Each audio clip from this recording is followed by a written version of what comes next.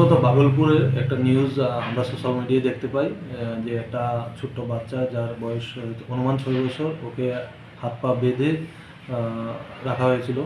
তো এটা দেখে আমরা একটা তদন্ত শুরু করে airport police station, Abhijit Mondal officer in charge of the police station. তো তদন্তের পরে আমরা ঘটনার সত্যতা খুঁজে পাই এবং চাইল্ড লাইন ভিজিট করেন।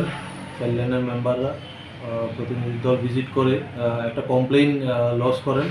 তো সেই হিসাবে আমরা একটা আজকে মামলা এয়ারপোর্ট পুলিশ স্টেশনে লিপিবদ্ধ হয় এবং এই মামলায় আমরা এই ঘটনার সঙ্গে যুক্ত 3জনকে আটক করি, 3জন মহিলা মানুষ।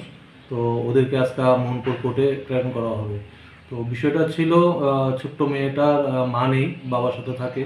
তো মেয়েটাকে পাশের বাড়ি থেকে 20 টাকা চুরি করেছে এরকম বলে ওকে হাত পা বেঁধে রাখা হয়েছিল।